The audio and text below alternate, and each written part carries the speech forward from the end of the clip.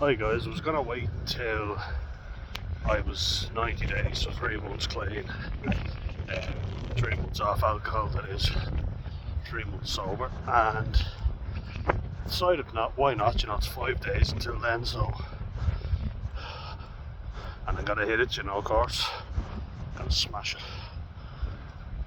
But I thought I'd come on and do a video while I'm out and about and in the mood to make some videos, just talking about a few tips that I've picked up on how to stay off alcohol, because I don't feel like I could give that unless I was actually doing it myself, So things that have worked for me in the past as well, because I was 9 months, that's my longest ever spell since I started drinking at the age of 14, 27 now, so 13 years, 9 months is my longest stint off alcohol.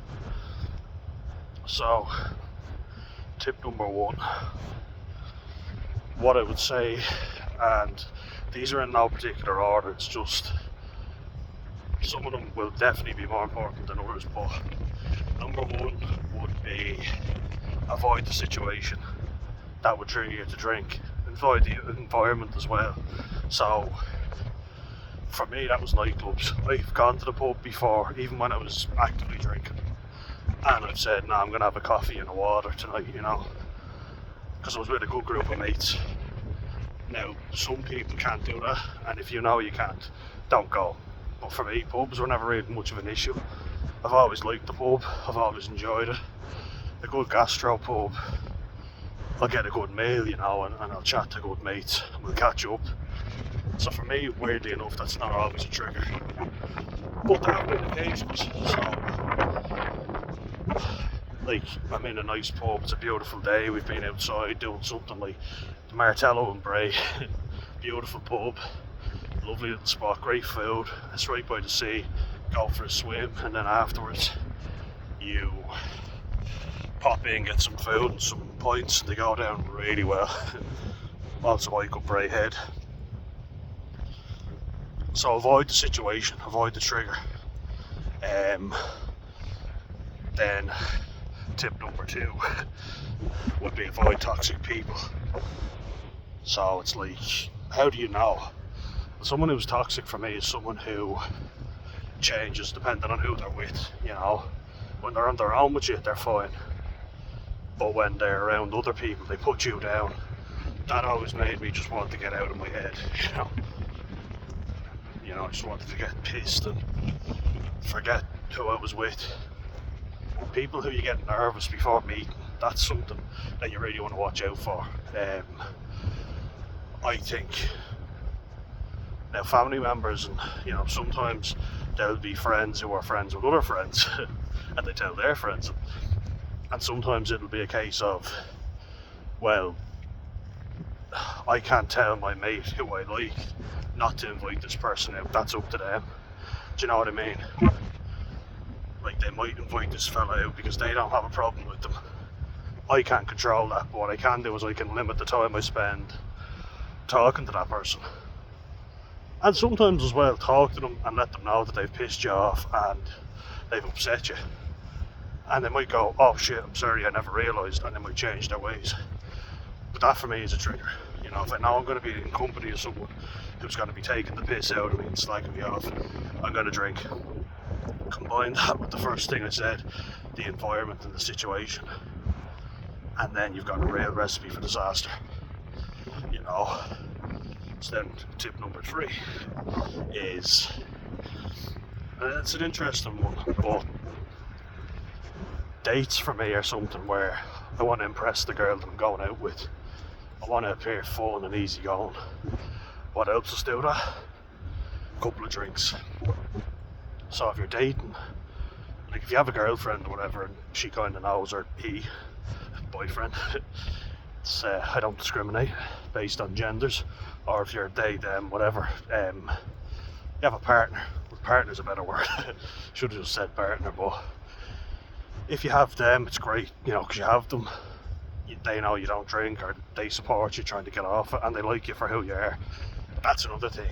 So if you're dating someone, they don't know you, so first impressions are obviously key, and you want to appear fun and outgoing. you don't want to appear like someone who's boring or a dry shite. And let's face it, a lot of people, not everyone, but a lot of people who don't know you, if they go on a date with you and you say you don't drink, I know it goes through my head, it's like, oh, well, are you on pills, are you on medication, are you driving? Why aren't you drinking? So it might help you is to suggest that we meet in a place where we're not drinking, where there's no alcohol readily available. Let's go to a cafe or something. Personally, that's a favourite for me. Let's go see a movie or something like that, That's why I just bring up dating, because it's something for me personally that, I've really struggled with. So, yeah, tip number 4 is be busy. Have stuff on that you're doing, something to keep your mind occupied. There's a channel that I've mentioned before, and a lot of people have mentioned them in the sober community, but it's Rick from Sober Starts. Don't believe he's a bad guy. I think he's getting a lot of really toxic comments, and he seems like a nice guy, but he's done a few very questionable things, like driving while drunk and admitting that. And there are often questions about whether he's serious about getting sober or not, and you have to definitely question it, because he gives in, but he's an active addict. He's very anxious. I relate to that 100%. Anxiety is what made me drink, so it'd be very hypocritical of me not to say that's exactly why I drink, but you need to be doing things. Like, I go out walking with Alfie, I do my swims, I cycle, rugby coaching, have a job now, thankfully. Have this channel, which is a major thing to keep me occupied, and I've also met a lot of like-minded individuals, including someone who I'm a big fan of, Stu from backcountry, who's helped me a lot to get sober. So, very happy to have you on board again, Stu. Hope you're well. And a lot of people will say this as well: keep yourself occupied, have stuff to do, have hobbies. I joined the 5-a-side football, to keep me active. Because I'm sober as well, I learned how to drive after putting it off for years because I was so anxious. So my excuse was actually, if I'm drinking I can't drive, so I would always go to places where I'd be drinking and therefore not have to drive and get public transport. But now I'm taking control and I'm actually in the driver's seat for once instead of the passenger seat of life. Cringy, I know. Cringe comment of the year goes to Dan. But it's true. The amount of things I put off because I didn't want to do them, and I just thought I'd get pissed instead, so I don't have to face up the stuff that I want to do. Tip number 5, and this would be patient. Be very patient, because it's a long process. Don't expect that you're going to feel amazing. Like, I still don't feel amazing. I have bad days, and I'm nearly 3 months sober, and that's after being six weeks sober and then only having 4 pints of Guinness. It doesn't reset the clock 100%, but it definitely drags you back a little. Had I been completely sober all that way through, I'm just thinking now, I would have 18 weeks sober. 4 weeks in a month, and then 12 weeks would be 3 months. Add the 6 weeks to that, you've got 18 weeks. I would say I'd be doing a hell of a lot better had I not had any drink at that time. And be patient. It's not going to happen overnight. And let's see if I can get my finger in there. Tip 6 would be, don't expect it to fix all your problems, because it's not going to fix all your problems. You drank for a reason to begin with. There's a reason you drink. So don't expect that when you stop drinking all your problems are going to be solved. You absolutely need to put things in place. And that goes back to keeping yourself occupied, but it's different in the sense that you need to be changing your lifestyle. There's a better way of putting it, Your lifestyle before wasn't healthy. you might have a lot of unresolved trauma, so go see a therapist if that's the case. Kind of including it in everything, but kind of unresolved, you know.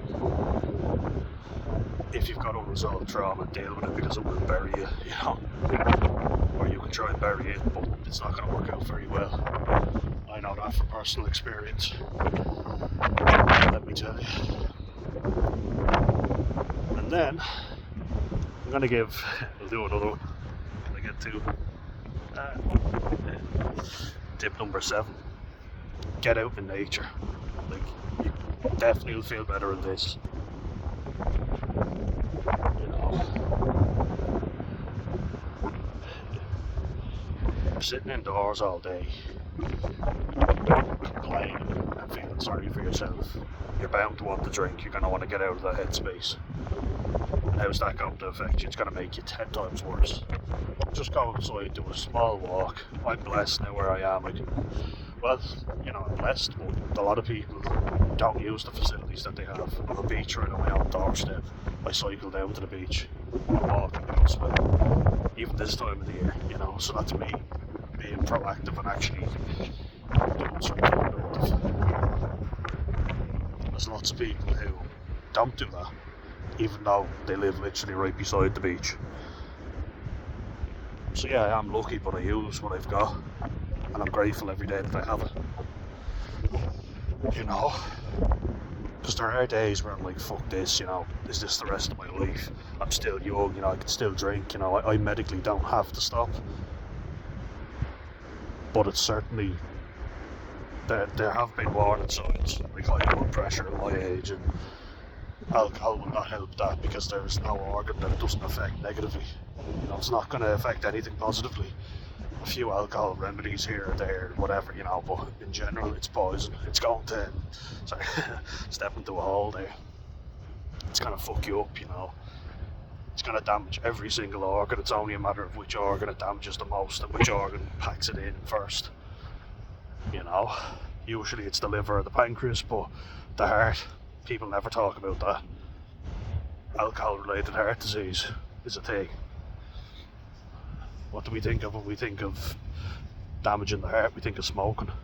But how many people are smoking and drinking? A lot.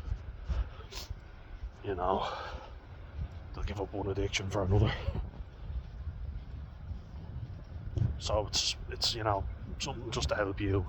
It's really helped me. And I think you'll benefit massively from it. So let me know what tips worked for you guys, and if you've got any more to add, please let me know. Always open to new ideas. Stay well, look after yourselves, and I'll catch you in the next one, alright? Slán go fóill.